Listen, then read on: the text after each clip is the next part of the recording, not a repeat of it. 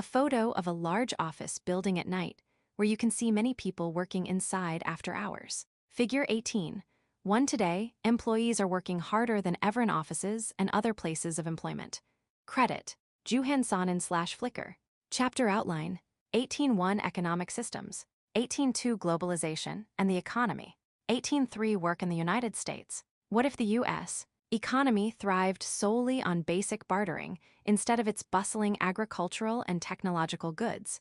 Would you still see a busy building like the one shown in Figure 18? 1. In sociology, economy refers to the social institution through which a society's resources are exchanged and managed. The earliest economies were based on trade, which is often a simple exchange in which people traded one item for another. While today's economic activities are more complex than those early trades, the underlying goals remain the same. Exchanging goods and services allows individuals to meet their needs and wants. In 1893, Emile Durkheim described what he called mechanical and organic solidarity that correlates to a society's economy. Mechanical solidarity exists in simpler societies where social cohesion comes from sharing similar work, education, and religion. Organic solidarity arises out of the mutual interdependence created by the specialization of work. The complex U.S. economy and the economies of other industrialized nations meet the definition of organic solidarity. Most individuals perform a specialized task to earn money they use to trade for goods and services provided by others who perform different specialized tasks. In a simplified example, an elementary school teacher relies on farmers for food, doctors for healthcare, carpenters to build shelter, and so on. The farmers, doctors, and carpenters all rely on the teacher to educate their children. They are all dependent on each other and their work. Economy is one of human society's earliest social structures. Our earliest forms of writing, such as Sumerian clay tablets, were developed to record transactions, payments, and debts between merchants. As societies grow and change, so do their economies. The economy of a small farming community is very different from the economy of a large nation with advanced technology. In this chapter, we will examine different types of economic systems and how they have functioned in various societies. Detroit, once the roaring headquarters of the country's large and profitable automotive industry, had already been in a population decline for several decades as auto manufacturing jobs were being outsourced to other countries and foreign car brands began to take increasing portions of U.S. market share. According to State of Michigan population data, State of Michigan, ND, Detroit was home to approximately 1.85 million residents in 1950, which dwindled to slightly more than 700,000 in 2010 following the economic crash. The drastic reduction took its toll on the city. It is estimated that a third of the buildings in Detroit have been abandoned. The current average home price hovers around $7,000, while homes nationwide sell on average for around $200,000. The city has filed for bankruptcy, and its unemployment rate hovers around 30%. The wage gap in the United States. The Equal Pay Act, passed by the U.S. Congress in 1963, was designed to reduce the wage gap between men and women. The act, in essence, required employers to pay equal wages to men and women who were performing substantially similar jobs. However, more than 50 years later, women continue to make less money than their male counterparts. According to a report released by the White House in 2013, full-time working women made just 77 cents for every dollar a man made, National Equal Pay Task Force, 2013. 7 years later, the gap had only closed by 4 cents, with women making 81 cents for every dollar a man makes, PayScale 2020. A part of the White House report read, "This significant gap is more than a statistic, it has real-life consequences. When women, who make up nearly half the workforce, bring home less money each day, it means they have less for the everyday needs of their families, and over a lifetime of work, far less savings for retirement." As shocking as it is, the gap actually widens when we add race and ethnicity to the picture. For example, African American women make on average 64 cents for every dollar a white male makes. Latina women make 56 cents, or 44% less, for every dollar a white man makes. African American and Latino men also make notably less than white men. Asian Americans tend to be the only minority that earns as much as or more than white men. Certain professions have their own differences in wage gaps, even those whose participants have higher levels of education and supposedly a more merit-based method of promotion and credit. For example, U.S. and Canadian scientists have a significant wage gap that begins as soon as people enter the workforce. For example, of the PhD recipients that have jobs lined up after earning their degree, men reported an initial salary average of $92,000 per year, while women's was only $72,500. Men with permanent jobs in the life sciences reported an expected median salary of $87,000, compared with $80,000 for women. In mathematics and computer sciences, men reported an expected median salary of $125,000. For women, that figure was $101,500. Woolston, 2021. Recent economic conditions. In 2015, the United States continued its recovery from the Great Recession, arguably the worst economic downturn since the stock market collapse in 1929 and the Great Depression that ensued. The 2008 recession was brought on by aggressive lending, extremely risky behavior by investment firms, and lax oversight by the government. During this time, banks provided mortgages to people with poor credit histories, sometimes with deceptively low introductory interest rates. When the rates rose, borrowers' mortgage payments increased to the point where they couldn't make payments. At the same time, investment firms had purchased these risky mortgages in the form of large bundled investments worth billions of dollars each, mortgage-backed securities, or MBS. Rating agencies were supposed to rate mortgage securities according to their level of risk, but they typically rated all MBS as high quality, no matter what types of mortgages they contained. When the mortgages defaulted, the investment firm's holdings went down. The massive rate of loan defaults put a strain on the financial institutions that had made the loans as well as those that had purchased the MBS, and this stress rippled throughout the entire economy and around the globe. With the entire financial system on the verge of permanent damage, the U.S. government bailout out many of these firms and provided support to other industries, such as airlines and automobile companies. But the recession couldn't be stopped. The United States fell into a period of high and prolonged unemployment, extreme reductions in wealth, except at the very top, stagnant wages, and loss of value in personal property, houses, and land. Starting in 2009, however, employment began to tick back up as companies found their footing. By 2012, most of the country's employment rates were similar to the levels prior to the Great Recession. However, for most segments of the population, median income had not increased, and in fact it has receded in many cases.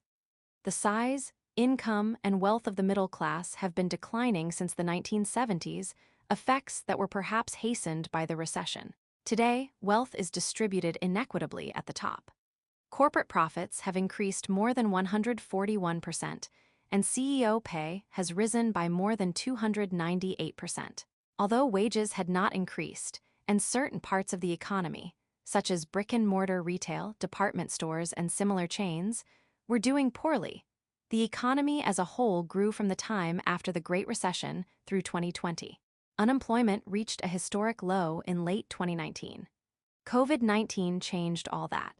As you may have experienced yourself, entire industries suffered incredible losses as they were forced to shut down or severely reduce operations. Some people were laid off from their jobs, while others had their hours or wages reduced. Unemployment skyrocketed again, reaching a new high of nearly 15% only about 6 months after it had been at its record low.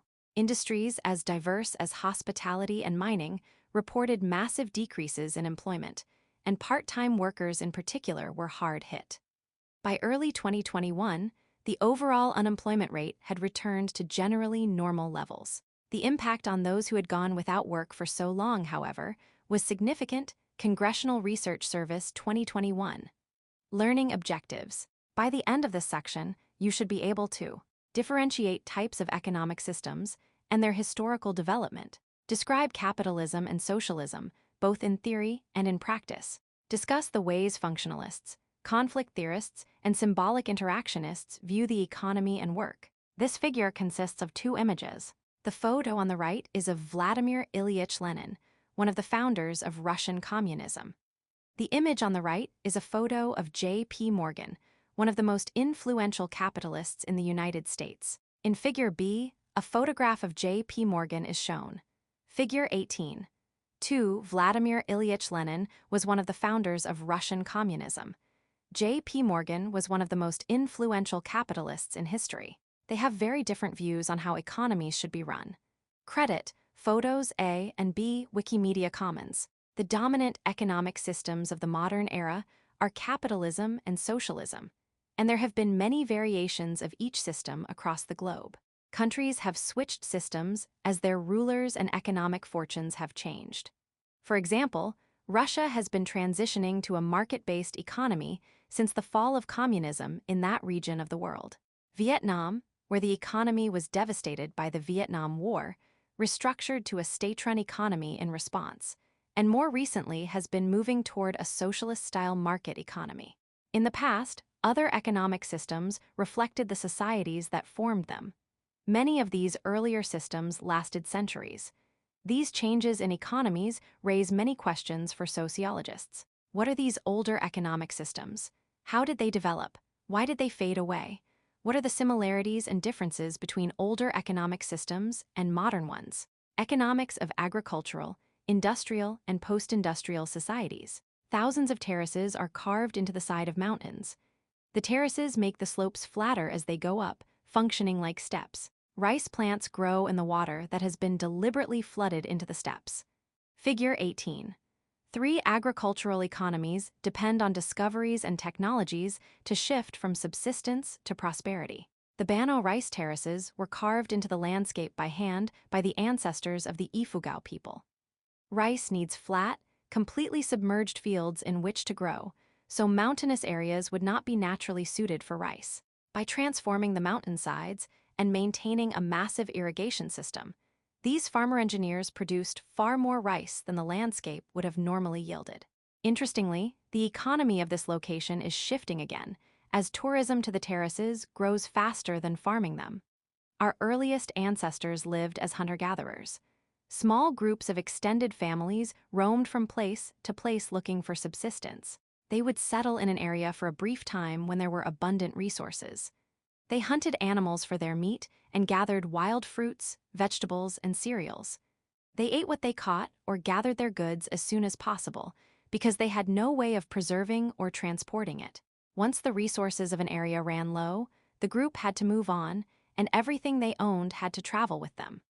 Food reserves only consisted of what they could carry.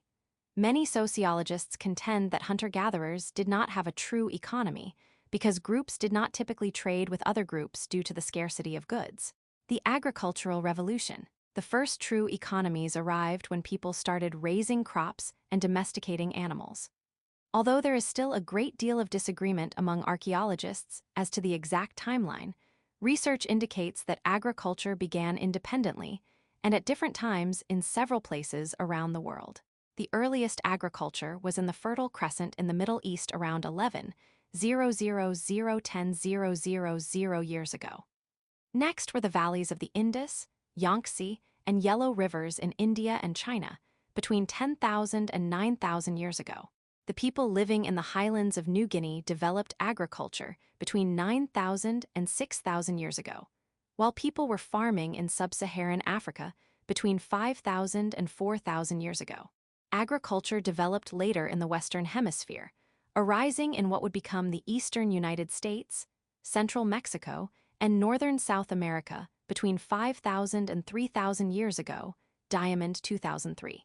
Figure is a timeline of agricultural development.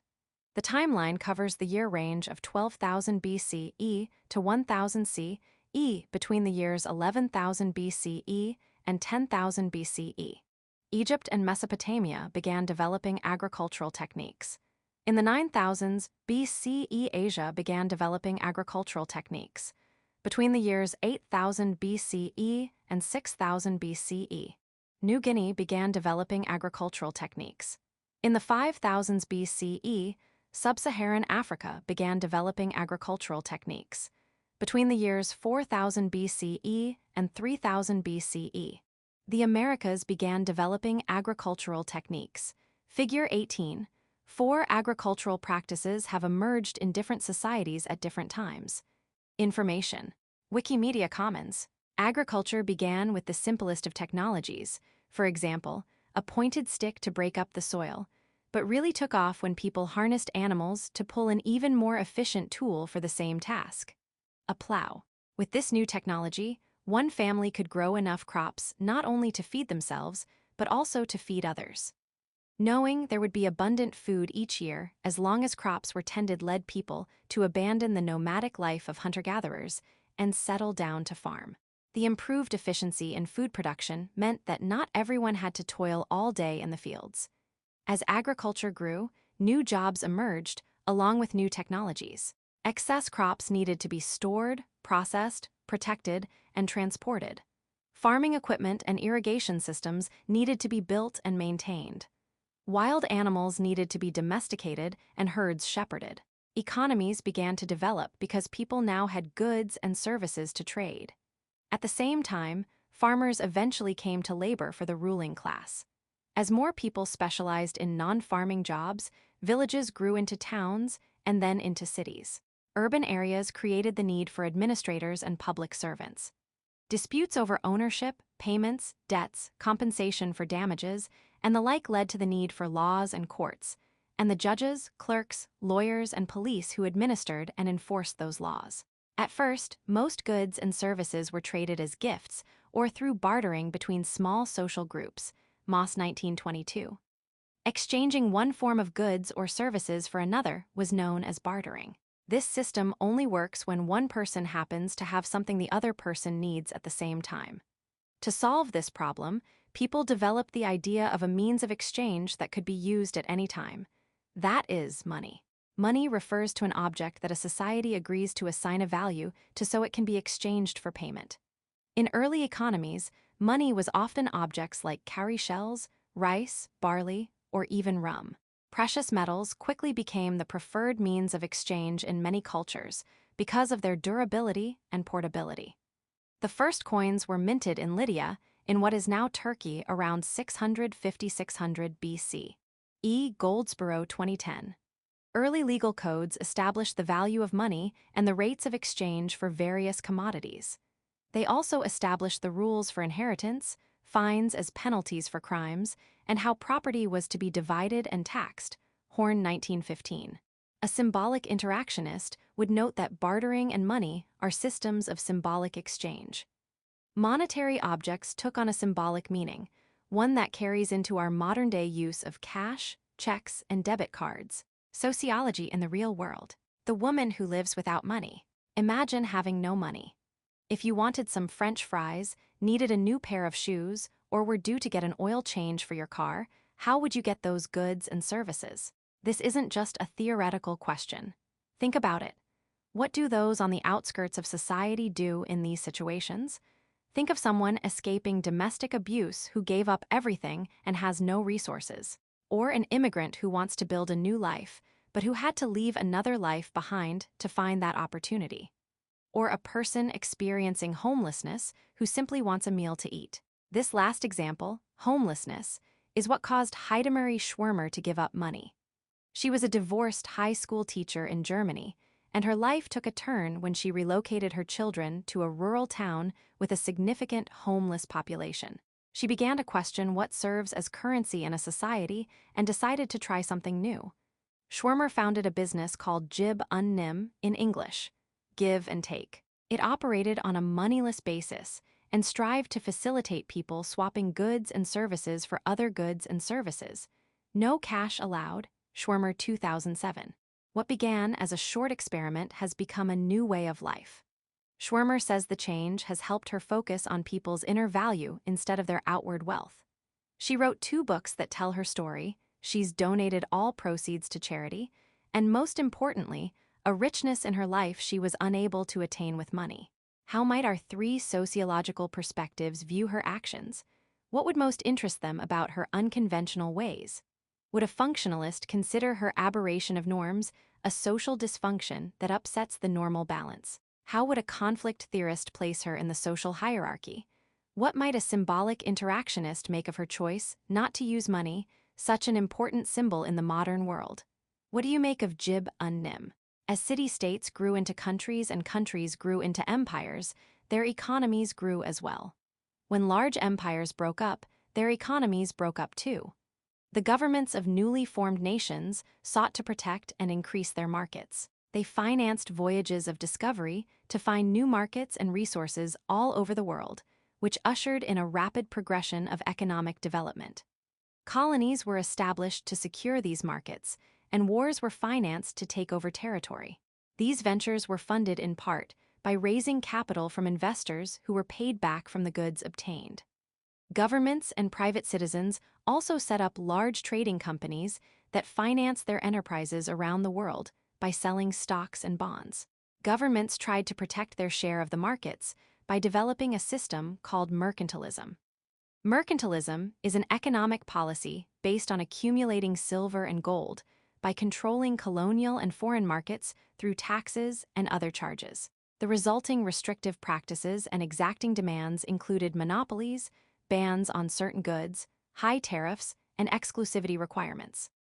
Mercantilist governments also promoted manufacturing, and with the ability to fund technological improvements, they helped create the equipment that led to the Industrial Revolution. The Industrial Revolution. Until the end of the 18th century, most manufacturing was done by manual labor. This changed as inventors devised machines to manufacture goods. A small number of innovations led to a large number of changes in the British economy.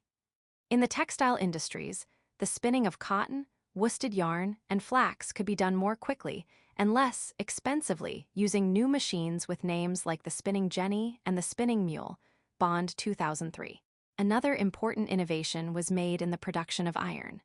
Coke from coal could now be used in all stages of smelting rather than charcoal from wood, which dramatically lowered the cost of iron production while increasing availability. Bond 2003. James Watt ushered in what many scholars recognize as the greatest change, revolutionizing transportation and thereby the entire production of goods with his improved steam engine.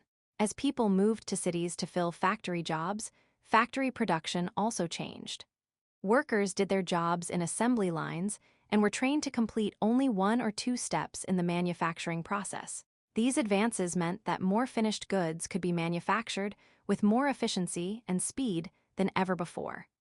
The Industrial Revolution also changed agricultural practices. Until that time, many people practiced subsistence farming in which they produced only enough to feed themselves and pay their taxes. New technology introduced gasoline-powered farm tools such as tractors, seed drills, threshers, and combine harvesters. Farmers were encouraged to plant large fields of a single crop to maximize profits. With improved transportation and the invention of refrigeration, produce could be shipped safely all over the world. The Industrial Revolution modernized the world. With growing resources came growing societies and economies. Between 1800 and 2000, the world's population grew sixfold, while per capita income saw a tenfold jump, Madison 2003. While many people's lives were improving, the Industrial Revolution also birthed many societal problems. There were inequalities in the system. Owners amassed vast fortunes while laborers, including young children, toiled for long hours in unsafe conditions. Workers' rights, wage protection, and safe work environments are issues that arose during this period and remain concerns today.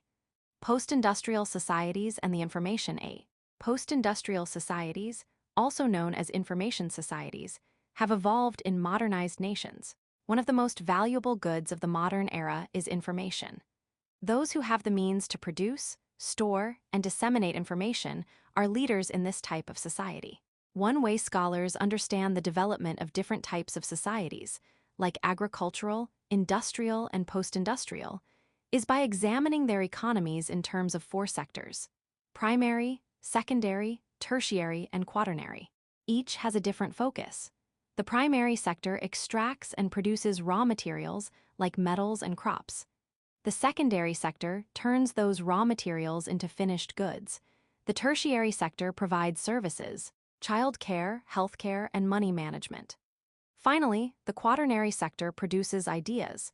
These include the research that leads to new technologies, the management of information, and a society's highest levels of education, and the arts. Hennessy, 1987.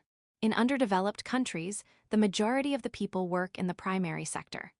As economies develop, more and more people are employed in the secondary sector. In well-developed economies, such as those in the United States, Japan, and Western Europe, the majority of the workforce is employed in service industries. In the United States, for example, almost 80% of the workforce is employed in the tertiary sector. U.S. Bureau of Labor Statistics, 2011. The rapid increase in computer use in all aspects of daily life is a main reason for the transition to an information economy. Fewer people are needed to work in factories because computerized robots now handle many of the tasks. Other manufacturing jobs have been outsourced to less developed countries as a result of the developing global economy. The growth of the internet has created industries that exist almost entirely online. Within industries, technology continues to change how goods are produced. For instance, the music and film industries used to produce physical products like CDs and DVDs for distribution. Now those goods are increasingly produced digitally and streamed or downloaded at a much lower physical manufacturing cost. Information and the means to use it creatively have become commodities in a post-industrial economy. Capitalism. Two large robot arms with specialized devices on the ends grab and stack pallets of bread in a large factory. Figure 18. 5. Capitalism enables incredible innovation, but it also empowers employers and owners to make many of their own decisions. This bread company has automated the process of packaging its products and preparing them for shipping. As you can see, the factory floor seems largely devoid of people. Credit. KUKA Roboter GmbH Bachmann. Scholars don't always agree on a single definition of capitalism. For our purposes, we will define capitalism as an economic system in which there is private ownership, as opposed to state ownership, and where there is an impetus to produce profit and thereby wealth. This is the type of economy in place in the United States today. Under capitalism, people invest capital, money, or property invested in a business venture, in a business to produce a product or service that can be sold in a market to consumers. The investors in the company are generally entitled to a share of any profit made on sales after the costs of production and distribution are taken out. These investors often reinvest their profits to improve and expand the business or acquire new ones. To illustrate how this works, consider this example. Sarah, Antonio, and Chris each invest $250,000 into a startup company that offers an innovative baby product. When the company nets $1 million in profits its first year, a portion of that profit goes back to Sarah, Antonio, and Chris as a return on their investment. Sarah reinvests with the same company to fund the development of a second product line. Antonio uses his return to help another startup in the technology sector. And Chris buys a small yacht for vacations. To provide their product or service, owners hire workers to whom they pay wages. The cost of raw materials, the retail price they charge consumers, and the amount they pay in wages are determined through the law of supply and demand and by competition. When demand exceeds supply, prices tend to rise. When supply exceeds demand, prices tend to fall. When multiple businesses market similar products and services to the same buyers, there is competition. Competition can be good for consumers because it can lead to lower prices and higher quality as businesses try to get consumers to buy from them rather than from their competitors. Wages tend to be set in a similar way. People who have talents, skills, education, or training that is in short supply and is needed by businesses tend to earn more than people without comparable skills. Competition in the workforce helps determine how much people will be paid. In times when many people are unemployed and jobs are scarce, people are often willing to accept less than they would when their services are in high demand. In this scenario, businesses are able to maintain or increase profits by not increasing workers' wages. Capitalism in practice. as capitalists began to dominate the economies of many countries during the Industrial Revolution. The rapid growth of businesses and their tremendous profitability gave some owners the capital they needed to create enormous corporations that could monopolize an entire industry. Many companies controlled all aspects of the production cycle for their industry, from the raw materials to the production to the stores in which they were sold. These companies were able to use their wealth to buy out or stifle any competition. In the United States, the predatory tactics used by these large monopolies caused the government to take action. Starting in the late 1800s, the government passed a series of laws that broke up monopolies and regulated how key industries, such as transportation, steel production, and oil and gas exploration and refining, could conduct business. The United States is considered a capitalist country. However, the U.S. government has a great deal of influence on private companies through the laws it passes and the regulations enforced by government agencies. Through taxes, regulations on wages, guidelines to protect worker safety and the environment, plus financial rules for banks and investment firms, the government exerts a certain amount of control over how all companies do business. State and federal governments also own, operate, or control large parts of certain industries, such as the post office, schools, hospitals, highways and railroads, and many water, sewer, and power utilities. Debate over the extent to which the government should be involved in the economy remains an issue of contention today. Some criticize such involvements as socialism, a type of state-run economy, while others believe intervention is necessary to protect the rights of workers and the well-being of the general population. Socialism, a colorful painting featuring Mao Zedong and other symbols of Chinese communism, is shown here. Figure 18. 6. The economies of China and Russia after World War II are examples of one form of socialism. Credit Wikimedia Commons. Socialism is an economic system in which there is government ownership, often referred to as state-run, of goods and their production, with an impetus to share work and wealth equally among the members of a society. Under socialism, everything that people produce, including services, is considered a social product.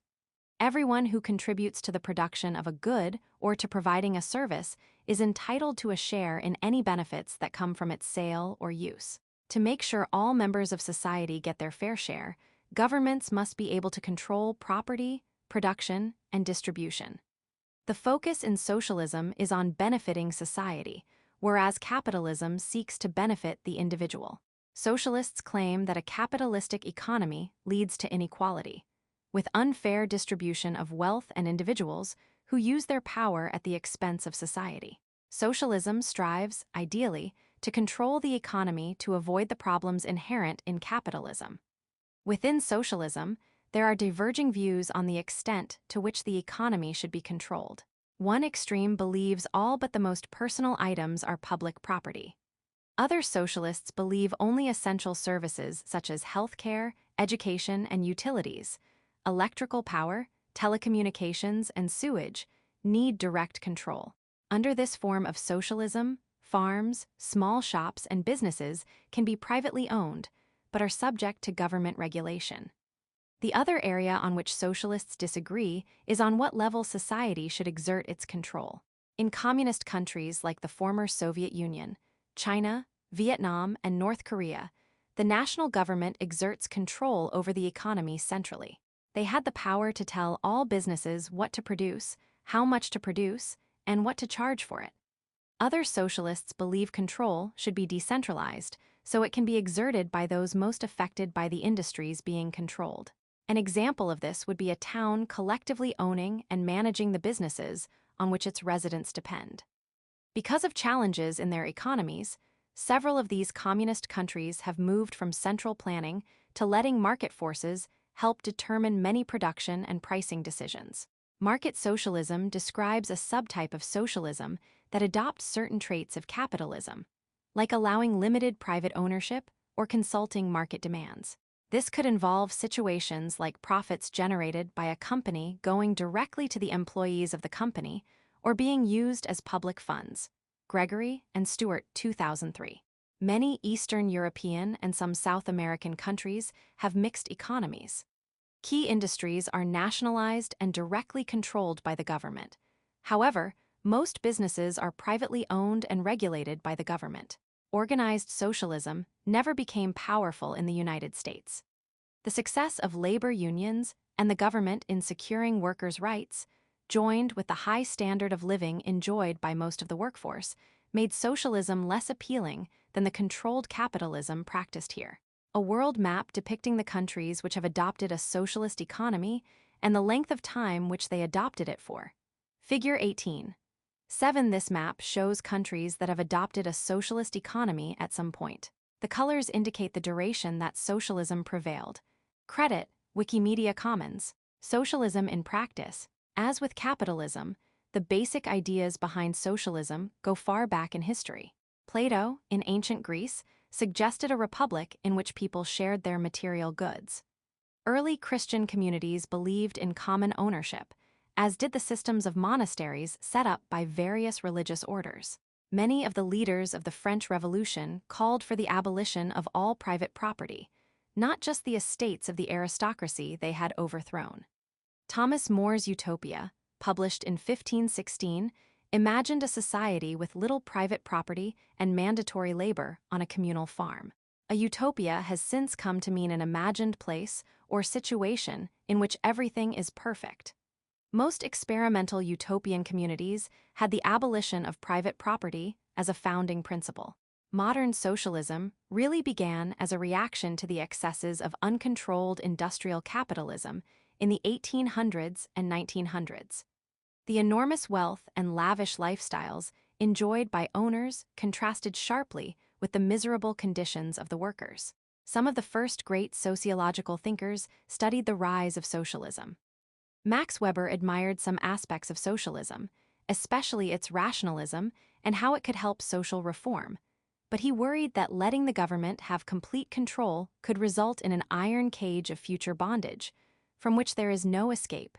Graceman and Ritzer, 1981. Pierre-Joseph Proudhon, 1809–1865, was another early socialist who thought socialism could be used to create utopian communities. In his 1840 book, What is Property?, he famously stated that property is theft, Proudhon 1840. By this, he meant that if an owner did not work to produce or earn the property, then the owner was stealing it from those who did. Proudhon believed economies could work using a principle called mutualism, under which individuals and cooperative groups would exchange products with one another on the basis of mutually satisfactory contracts. Proudhon 1840. By far the most important influential thinker on socialism is Karl Marx. Through his own writings and those with his collaborator, industrialist Friedrich Engels, Marx used a scientific analytical process to show that throughout history, the resolution of class struggles caused changes in economies. He saw the relationships evolving from slave and owner, to serf and lord, to journeyman and master, to worker and owner. Neither Marx nor Engels thought socialism could be used to set up small utopian communities. Rather, they believed a socialist society would be created after workers rebelled against capitalistic owners and seized the means of production. They felt industrial capitalism was a necessary step that raised the level of production in society to a point it could progress to a socialist and then communist state, Marx and Engels, 1848. These ideas form the basis of the sociological perspective of social conflict theory. Sociology in the real world, politicians, socialism, and changing perspectives. In most presidential elections, as well as some state and local contests, one or more of the candidates is likely to be insulted with a term meant to evoke fear and indicate their lack of patriotism. They are called a socialist. With a few exceptions throughout U.S. history, mainstream politicians would have taken efforts to shed this label. It may have brought to mind failed or totalitarian countries where people had fewer freedoms and generally less prosperity than in America. More recently, however, some political figures seem more comfortable with the term. Most notably, Vermont Senator Bernie Sanders has accepted the term Democratic Socialist, as has New York Representative Alexandra Ocasio-Cortez. They ascribe to government involvement models similar to those of some European countries. They advocate for policies like student loan forgiveness, free public college, universal health care, elimination of for-profit prisons, and so on. In some cases, they advocate for breakups or government involvement in some corporate-dominated industries, such as power utilities. They also note that many semi-socialist societies, such as Germany and the UK, are among the world's largest economies, with plenty of economic opportunity. And if the ability to become rich is one measure, plenty of millionaires and billionaires. Beyond the political damage that may be associated with socialism, many people in America do not like the idea of government involvement in private industry. Choice and unlimited opportunity are parts of the fabric of the American story, and large corporations have had positive impacts on our lifestyle. But some of those notions are changing. Many people from different political backgrounds are decrying income inequality, which, as has been described elsewhere in this text, is higher than ever in the U.S. Another aspect of the U.S. economy is whether it already has socialistic tendencies. One example might be the practice of subsidies, where politicians, of both parties, grant payments or tax breaks to certain businesses or industries. Subsidies were at some points necessary to help people like small farmers remain viable during crises. In many years, farm subsidies of tens of billions of dollars account for over 25% of total farm income. In 2003, it was 41%, and in 2020, it was 39%, Abbott 2020. Subsidies are also common in industries as profitable as oil and the U.S. Government is deeply involved in many companies' work in energy production. The government also has a significant role in the lending practices of private banks, often through action by the Federal Reserve. Add in corporate bailouts, high levels of military spending, and the fact that the government is by far the largest employer of U.S. citizens. And it's clear that the United States isn't a purely capitalist society. Most economists refer to it as a mixed economy. Is that such a bad thing? Neither system is perfect. Billionaire hedge fund manager Roy Dalio, who certainly benefited from capitalism before turning his attention to social equality and philanthropy, expresses it this way. Most capitalists don't know how to divide the economic pie well, and most socialists don't know how to grow it well, Dalio 2019. Convergence theory. We have seen how the economies of some capitalist countries, such as the United States, have features that are very similar to socialism. Some industries, particularly utilities, are either owned by the government or controlled through regulations. Public programs such as welfare, Medicare, and Social Security exist to provide public funds for private needs. We have also seen how several large communist, or formerly communist, countries such as Russia, China, and Vietnam have moved from state-controlled socialism with central planning to market socialism, which allows market forces to dictate prices and wages, and for some business to be privately owned. In many formerly communist countries, these changes have led to economic growth compared to the stagnation they experienced under communism. Fitamuk 2002. In studying the economies of developing countries to see if they go through the same stages as previously developed nations did, sociologists have observed a pattern they call convergence. This describes the theory that societies move toward similarity over time as their economies develop. Convergence theory explains that as a country's economy grows, its societal organization changes to become more like that of an industrialized society.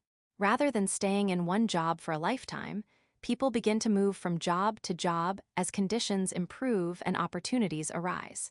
This means the workforce needs continual training and retraining.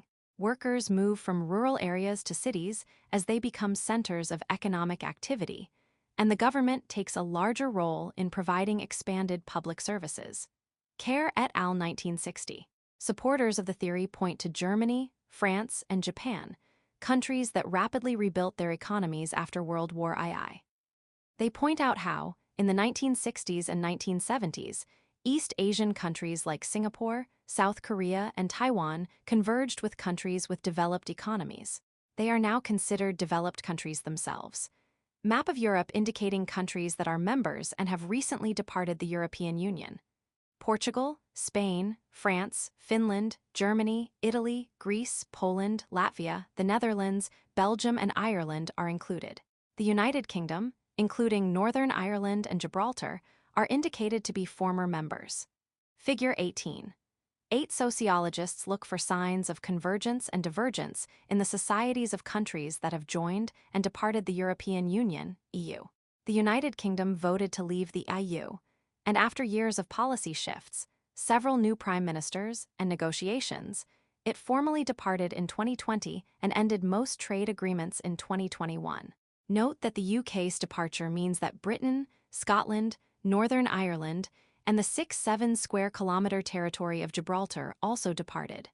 Credit: Hogwarts/Wikimedia Commons. To experience this rapid growth, the economies of developing countries must be able to attract inexpensive capital to invest in new businesses and to improve traditionally low productivity. They need access to new, international markets for buying the goods. If these characteristics are not in place, then their economies cannot catch up. This is why the economies of some countries are diverging rather than converging. Abramovitz, 1986. Another key characteristic of economic growth regards the implementation of technology. A developing country can bypass some steps of implementing technology that other nations faced earlier. Television and telephone systems are a good example. While developed countries spent significant time and money establishing elaborate system infrastructures based on metal wires or fiber optic cables, developing countries today can go directly to cell phone and satellite transmission with much less investment. Another factor affects convergence concerning social structure.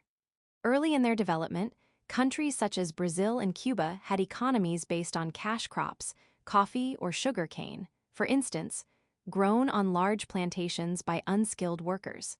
The elite ran the plantations and the government, with little interest in training and educating the populace for other endeavors. This restricted economic growth until the power of the wealthy plantation owners was challenged. Sokoloff and in German, 2000.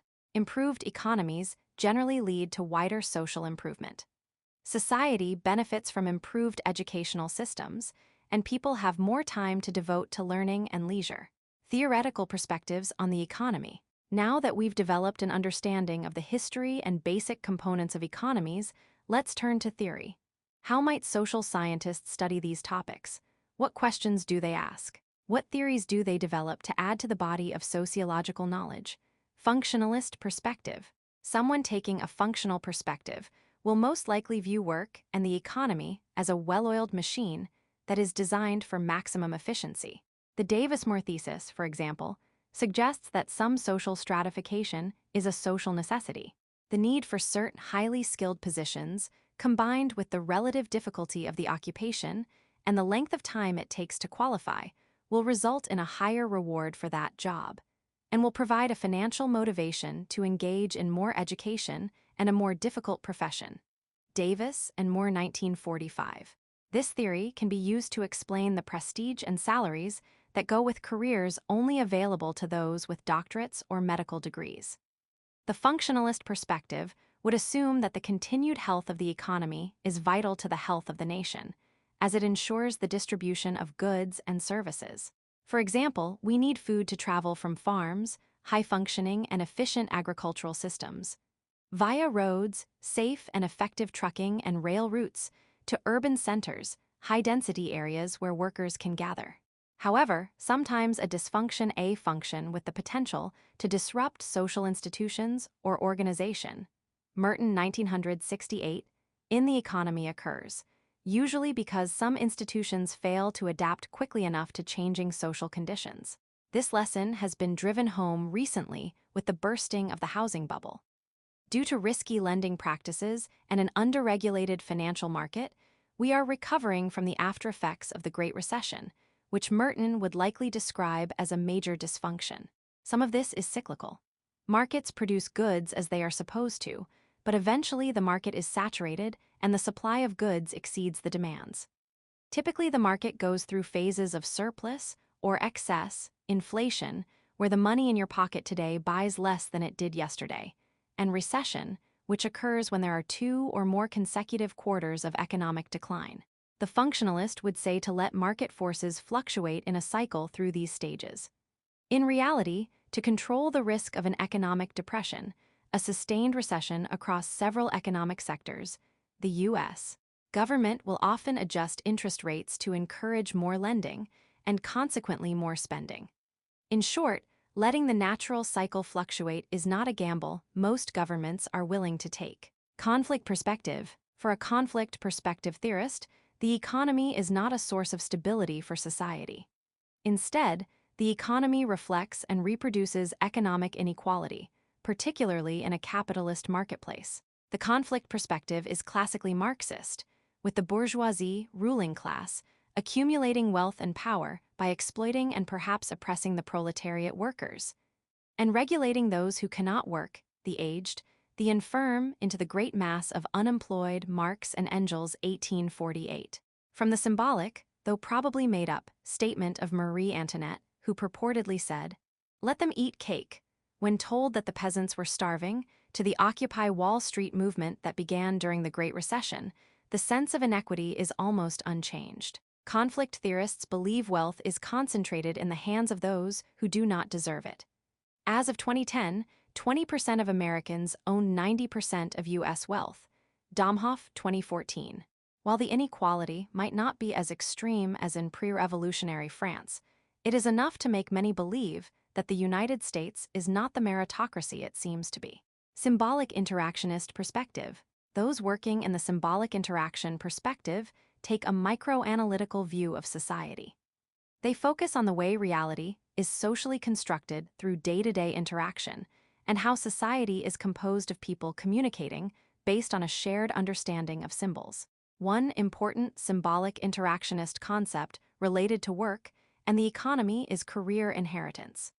This concept means simply that children tend to enter the same or similar occupation as their parents, which is a correlation that has been demonstrated in research studies. Antony, 1998. For example, the children of police officers learn the norms and values that will help them succeed in law enforcement. And since they have a model career path to follow, they may find law enforcement even more attractive. Related to career inheritance is career socialization, learning the norms and values of a particular job. Finally, a symbolic interactionist might study what contributes to job satisfaction. Melvin Cohn and his fellow researchers, 1990, determined that workers were most likely to be happy when they believed they controlled some part of their work, when they felt they were part of the decision-making processes associated with their work, when they have freedom from surveillance, and when they felt integral to the outcome of their work. Sunil, and Yasin, 2011, found that a greater sense of vulnerability to stress, the more stress experienced by a worker, and a greater amount of perceived risk consistently predicted a lower worker job satisfaction. Learning objectives. By the end of this section, you should be able to define globalization and describe its manifestation in modern society. Discuss the pros and cons of globalization from an economic standpoint. A city skyline is shown here. Figure 18. 9 instant communications have allowed many international corporations to move parts of their businesses to countries such as India, where their costs are lowest. Credit. Wikimedia Commons. What is globalization? Globalization refers to the process of integrating governments, cultures, and financial markets through international trade into a single world market. Often, the process begins with a single motive, such as market expansion, on the part of a corporation, or increased access to health care, on the part of a nonprofit organization. But usually there is a snowball effect, and globalization becomes a mixed bag of economic, philanthropic, entrepreneurial, and cultural efforts. Sometimes the efforts have obvious benefits, even for those who worry about cultural colonialism, such as campaigns to bring clean water technology to rural areas that do not have access to safe drinking water. Other globalization efforts, however, are more complex. Let us look, for example, at the North American Free Trade Agreement, NAFTA. The agreement was among the countries of North America, including Canada, the United States, and Mexico, and allowed much freer trade opportunities without the kind of tariffs, taxes, and import laws that restrict international trade. Often, trade opportunities are misrepresented by politicians and economists, who sometimes offer them up as a panacea to economic woes. For example, trade can lead to both increases and decreases in job opportunities. This is because while easier, more lax export laws mean there is the potential for job growth in the United States, imports can mean the exact opposite. As the United States imports more goods from outside the country, jobs typically decrease as more and more products are made overseas. Many prominent economists believed that when NAFTA was created in 1994, it would lead to major gains in jobs. But by 2010, the evidence showed an opposite impact. The data showed 682,900 U.S. jobs lost across all states, Parks 2011. While NAFTA did increase the flow of goods and capital across the northern and southern U.S. borders, it also increased unemployment in Mexico, which spurred greater amounts of illegal immigration motivated by a search for work. NAFTA was renegotiated in 2018 and was formally replaced by the United States-Mexico-Canada Agreement in 2020. There are several forces driving globalization, including the global economy and multinational corporations that control assets, sales, production, and employment. United Nations, 1973. Characteristics of multinational corporations include the following. A large share of their capital is collected from a variety of different nations. Their business is conducted without regard to national borders. They concentrate wealth in the hands of core nations and already wealthy individuals, and they play a key role in the global economy. We see the emergence of global assembly lines, where products are assembled over the course of several international transactions. For instance, Apple designs its next-generation Mac prototype in the United States. Components are made in various peripheral nations. They are then shipped to another peripheral nation, such as Malaysia, for assembly, and tech support is outsourced to India. Globalization has also led to the development of global commodity chains, where internationally integrated economic links connect workers and corporations for the purpose of manufacture and marketing. PLA 2005. For example, in maquiladoras, mostly found in northern Mexico, workers may sew imported pre-cut pieces of fabric into garments. Globalization also brings an international division of labor, in which comparatively wealthy workers from core nations compete with the low-wage labor pool of peripheral and semi-peripheral nations. This can lead to a sense of xenophobia, which is an illogical fear and even hatred of foreigners and foreign goods. Corporations trying to maximize their profits in the United States are conscious of this risk and attempt to Americanize their products, selling shirts printed with U.S. flags that were nevertheless made in Mexico. Aspects of globalization. Globalized trade is nothing new. Societies in ancient Greece and Rome traded with other societies in Africa, the Middle East, India, and China. Trade expanded further during the Islamic Golden Age and after the rise of the Mongol Empire. The establishment of colonial empires after the voyages of discovery by European countries meant that trade was going on all over the world. In the 19th century, the Industrial Revolution led to even more trade of ever-increasing amounts of goods. However, the advance of technology, especially communications, after World War II and the Cold War triggered the explosive acceleration in the process occurring today. One way to look at the similarities and differences that exist among the economies of different nations is to compare their standards of living. The statistic most commonly used to do this is the domestic process per capita. This is the gross domestic product, or GDP, of a country divided by its population.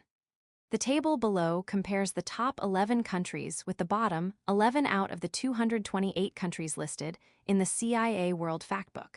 Country GDP per capita in US dollars: Monaco 185, 829, Liechtenstein 181, 402, 80, Bermuda 117, 089, 30, Luxembourg 114, 704, 60, Isle of Man 89, 108, 40, Cayman Islands 85, 975, Macau SAR, China 84, 096, 40, Switzerland 81, 993, 70, Ireland 78, 661, Norway 75, 419, 60, Burundi 261, 2. Malawi 411, 6. Sudan 441, 5. Central African Republic 467, 9. Mozambique 503, 6. Afghanistan 507, 1. Madagascar 523, 4.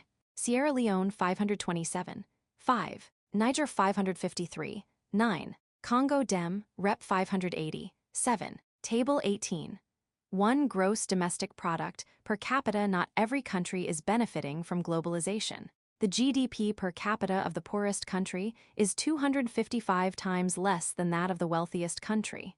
Credit, World Bank. There are benefits and drawbacks to globalization. Some of the benefits include the exponentially accelerated progress of development, the creation of international awareness and empowerment, and the potential for increased wealth.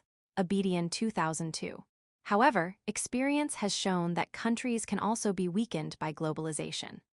Some critics of globalization worry about the growing influence of enormous international financial and industrial corporations that benefit the most from free trade and unrestricted markets.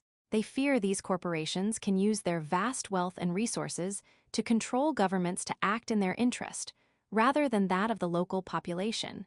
Back in 2004.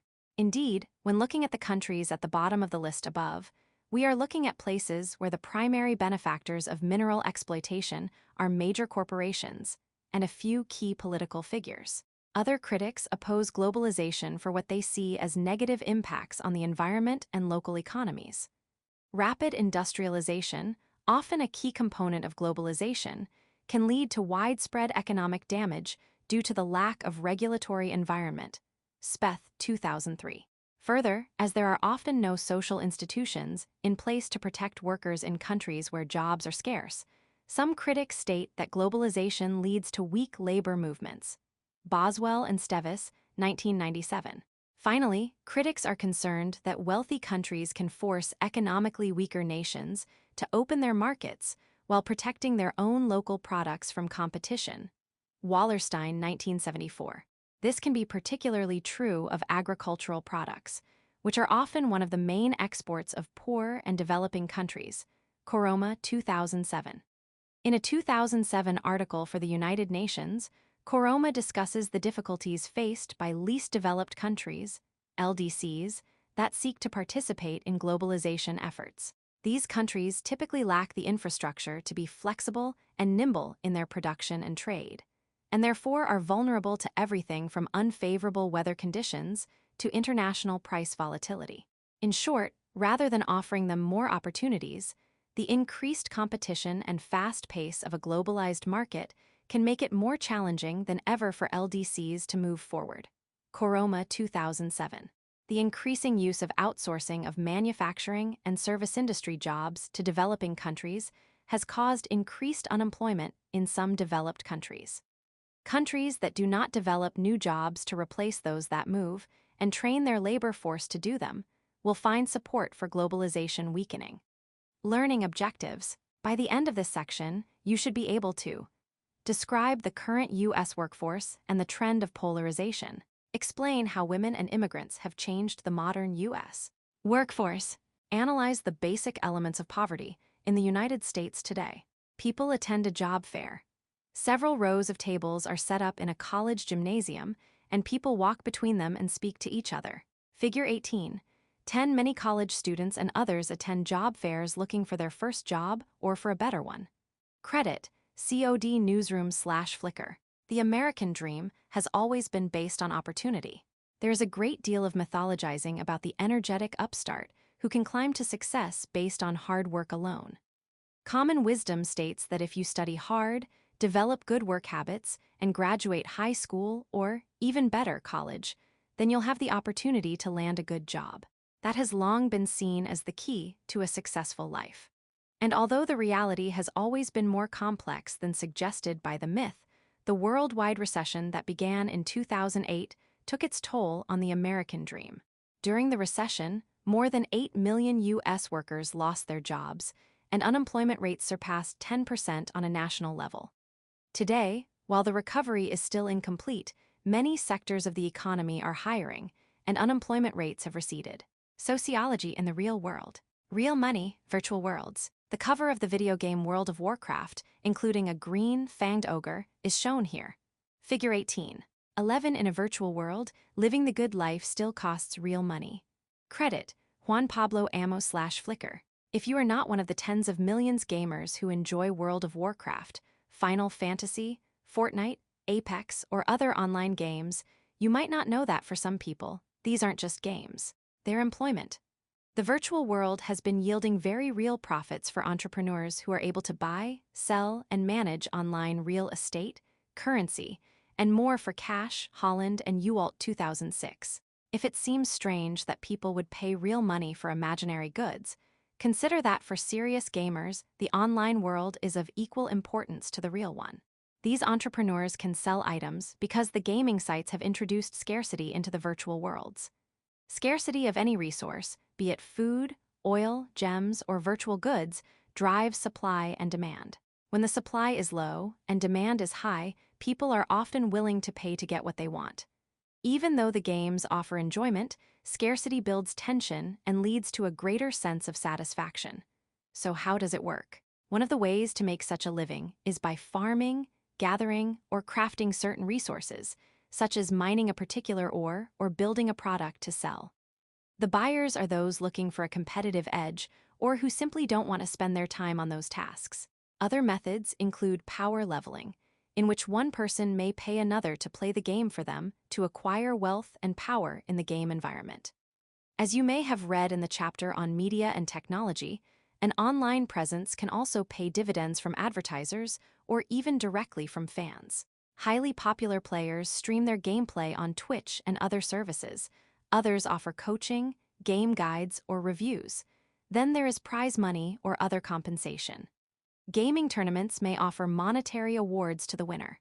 Finally, the growth of college and professional esports indicates that monetization and virtual real-world crossovers are going to be continually lucrative in the form of sponsorship, prizes, and scholarships. Polarization in the workforce. The mix of jobs available in the United States began changing many years before the recession struck.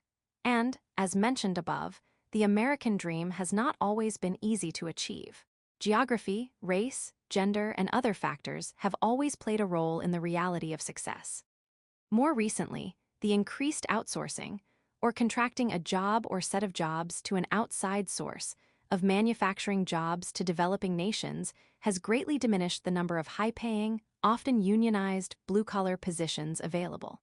A similar problem has arisen in the white-collar sector, with many low-level clerical and support positions also being outsourced, as evidenced by the international technical support call centers in Mumbai, India, and Newfoundland, Canada.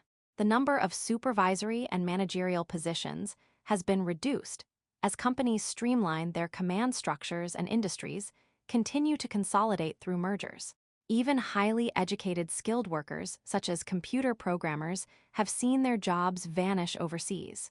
The automation of the workplace, which replaces workers with technology, is another cause of the changes in the job market. Computers can be programmed to do many routine tasks faster and less expensively than people who used to do such tasks. Jobs like bookkeeping, clerical work, and repetitive tasks on production assembly lines all lend themselves to automation. Envision your local supermarket's self-scan checkout aisles. The automated cashiers affixed to the units take the place of paid employees. Now one cashier can oversee transactions at 6 or more self-scan aisles, which was a job that used to require one cashier per aisle. Despite the ongoing economic recovery, the job market is actually growing in some areas, but in a very polarized fashion. Polarization means that a gap has developed in the job market, with most employment opportunities at the lowest and highest levels and few jobs for those with mid-level skills and education. At one end, there has been strong demand for low-skilled, low-paying jobs in industries like food service and retail. On the other end, some research shows that in certain fields there has been a steadily increasing demand for highly skilled and educated professionals, technologists, and managers. These high-skilled positions also tend to be highly paid. Otter 2010. The fact that some positions are highly paid while others are not is an example of the class system, an economic hierarchy in which movement, both upward and downward, between various rungs of the socioeconomic ladder is possible. Theoretically, at least, the class system as it is organized in the United States is an example of a meritocracy, an economic system that rewards merit typically in the form of skill and hard work with upward mobility. A theorist working in the functionalist perspective might point out that this system is designed to reward hard work, which encourages people to strive for excellence in pursuit of reward. A theorist working in the conflict perspective might counter with the thought that hard work does not guarantee success even in a meritocracy. Because social capital, the accumulation of a network of social relationships, and knowledge that will provide a platform from which to achieve financial success in the form of connections or higher education, are often required to access the high-paying jobs. Increasingly, we are realizing intelligence and hard work aren't enough. If you lack knowledge of how to leverage the right names, connections, and players, you are unlikely to experience upward mobility. With so many jobs being outsourced or eliminated by automation, what kind of jobs are there a demand for in the United States? While fishing and forestry jobs are in decline, in several markets, jobs are increasing. These include community and social service, personal care and service, finance, computer and information services, and healthcare. The chart below, from the U.S. Bureau of Labor Statistics, illustrates areas of projected growth. 8-bar graphs display the projected change in occupations. Healthcare support is 22.6% change. Community and social service occupations is 12.5% change. Computer and math is 12.1% change. Healthcare practitioners and technical operations is 9.1% change. Personal care is 7.7% change. Food preparation and serving is 7.3% change. Business and financial operations is 5.3% change. And total of all occupations is 3.7% change. Figure 18. 12 projected percent change by selected occupational groups, 2019-29. This chart shows the projected growth of several occupational groups. Credit, Bureau of Labor Statistics. Professions that typically require significant education and training and tend to be lucrative career choices. In particular, jobs that require some type of license or formal certification, be it healthcare, technology, or a trade, usually have a higher salary than those that do not. Service jobs, according to the Bureau of Labor Statistics, can include everything from jobs with the fire department to jobs scooping ice cream, Bureau of Labor Statistics, 2019. There is a wide variety of training needed, and therefore an equally large wage potential discrepancy. One of the largest areas of growth by industry, rather than by occupational group, as seen above, is in the health field. This growth is across occupations, from associate-level nurses' aides to management-level assisted living staff. As baby boomers age, they are living longer than any generation before, and the growth of this population segment requires an increase in capacity throughout our country's elder care system, from home healthcare nursing to geriatric nutrition. Notably, jobs in farming are in decline. This is an area where those with less education traditionally could be assured of finding steady, if low-wage, work. With these jobs disappearing, more and more workers will find themselves untrained for the types of employment that are available. Another projected trend in employment relates to the level of education and training required to gain and keep a job. As the chart below shows us, growth rates are higher for those with more education. Those with a professional degree or a master's degree may expect job growth of 20 and 22% respectively, and jobs that require a bachelor's degree are projected to grow 17%. At the other end of the spectrum, jobs that require a high school diploma or equivalent are projected to grow at only 12%, while jobs that require less than a high school diploma will grow 14%. Quite simply, without a degree, it will be more difficult to find a job. It is worth noting that these projections are based on overall growth across all occupation categories, so obviously there will be variations within different occupational areas. However, once again, those who are the least educated will be the ones least able to fulfill the American dream. Typical entry-level education employment change, 2019-29%, Median annual wage, 2019 1. Total, all occupations 3. 730, $9,810. Doctoral or professional degree 5. $907,660. Master's degree 15. $076,180. Bachelor's degree 6. $475,440. Associate's degree 6. $254,940. Post-secondary non-degree award 5. $630, $9,940. Some college, no degree -0. $136,790. High school diploma or equivalent 1. $530, $7,930. No formal educational credential 3. $325,700. Table 18.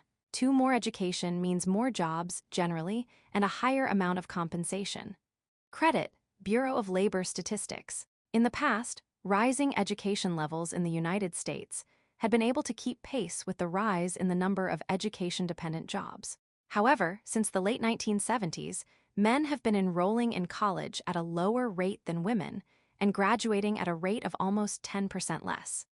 The lack of male candidates reaching the education levels needed for skilled positions has opened opportunities for women, minorities, and immigrants. Wang, 2011.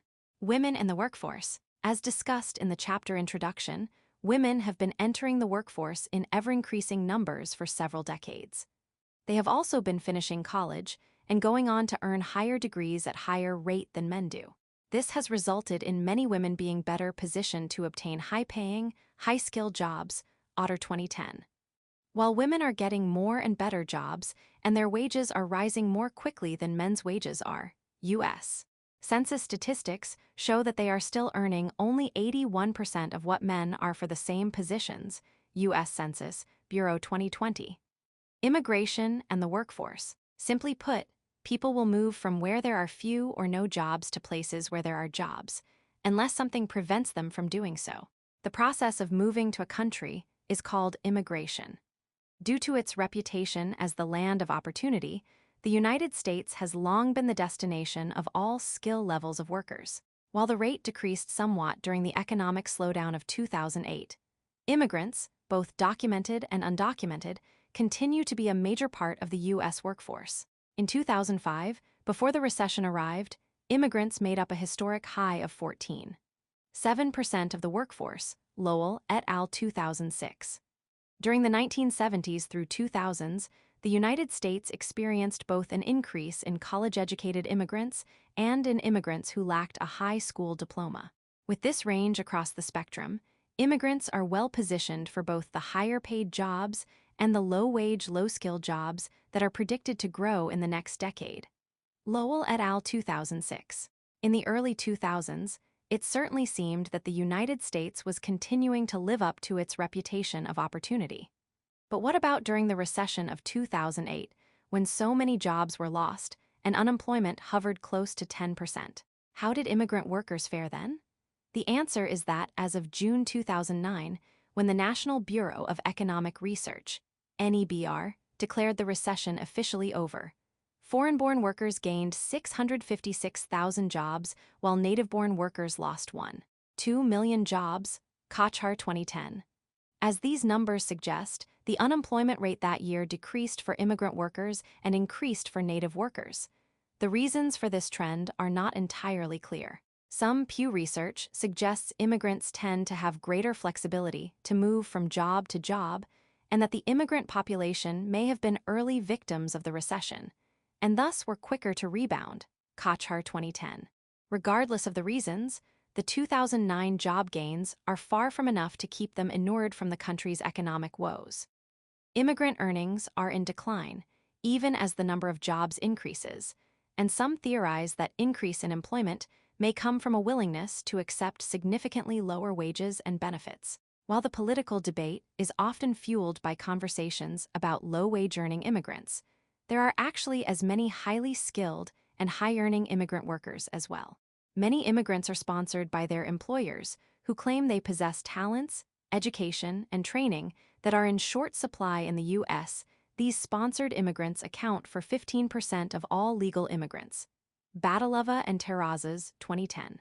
Interestingly, The U.S. population generally supports these high-level workers, believing they will help lead to economic growth and not be a drain on government services. Hainmuller and Hiscox, 2010. On the other hand, undocumented immigrants tend to be trapped in extremely low-paying jobs in agriculture, service, and construction, with few ways to improve their situation without risking exposure and deportation. Poverty in the United States. When people lose their jobs during a recession or in a changing job market, it takes longer to find a new one, if they can find one at all. If they do, it is often at a much lower wage or not full-time. This can force people into poverty. In the United States, we tend to have what is called relative poverty, defined as being unable to live the lifestyle of the average person in your country.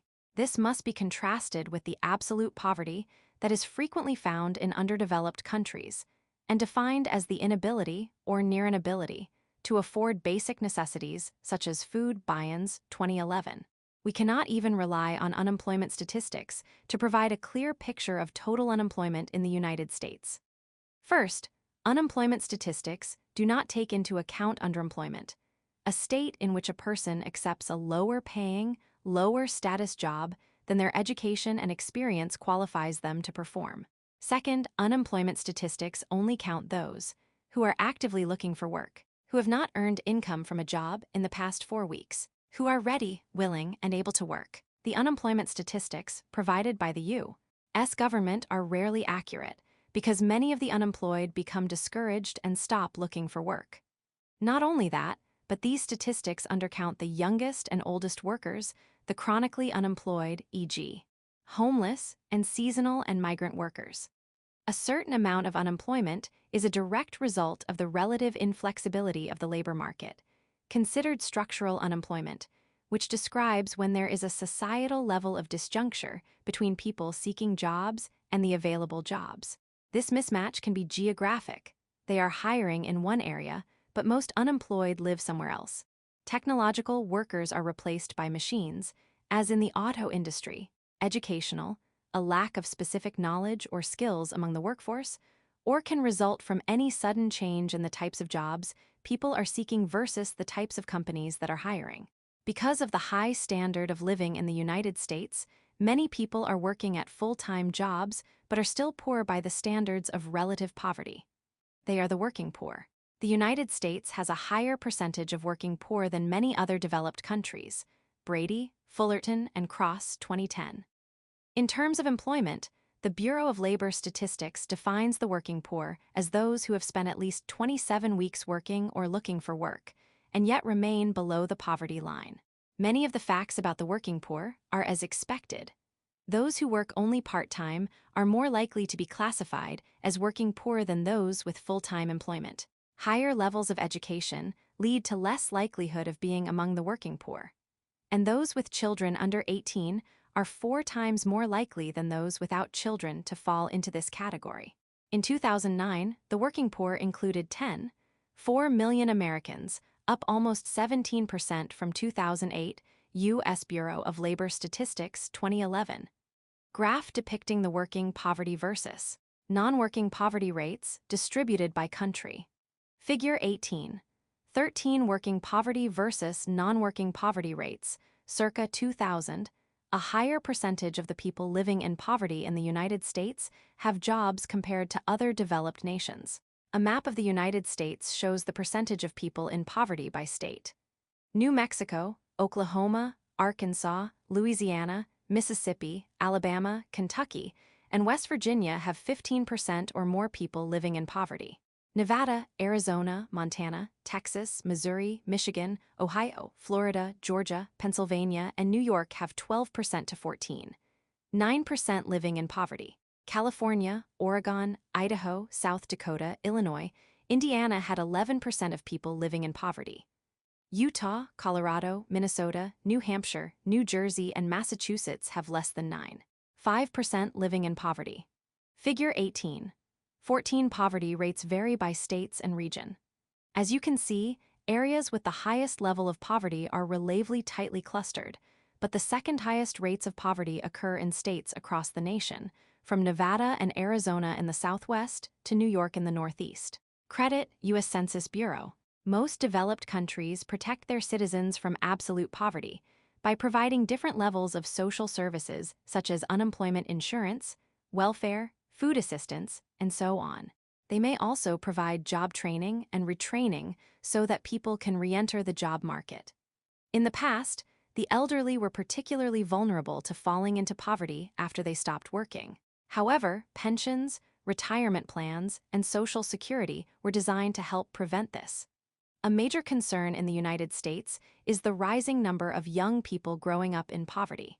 Growing up poor can cut off access to the education and services people need to move out of poverty and into stable employment. As we saw, more education was often a key to stability, and those raised in poverty are the ones least able to find well-paying work, perpetuating a cycle. Another notion important to sociologists and citizens is the expense of being poor. In a practical sense, people with more money on hand, better credit, a more stable income, and reliable insurance can purchase items or services in different ways than people who lack those things. For example, someone with a higher income can pay bills more reliably, as well as have more credit extended to them through credit cards or loans.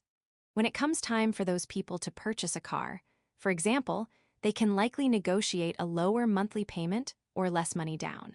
In an even more simplistic situation, people with more spending money can buy groceries in bulk, spending far less per unit than those who must purchase smaller portions. The single greatest expense for most adults is housing. Beyond its significant portion of a family's expenses, housing drives many other costs, such as transportation. How close does someone live to the places they need to go, childcare, and other areas? And people in poverty pay significantly more for their housing than others, sometimes 70–80% of their total income. Those with fewer resources are also more likely to rent rather than own, so they do not build credit in the same way, nor do they have the opportunity to sell the property later and utilize their equity. Nobles 2019. The ways that governments, organizations, individuals, and society as a whole help the poor are matters of significant debate, informed by extensive study. Sociologists and other professionals contribute to these conversations and provide evidence of the impacts of these circumstances and interventions to change them. The decisions made on these issues have a profound effect on working in the United States.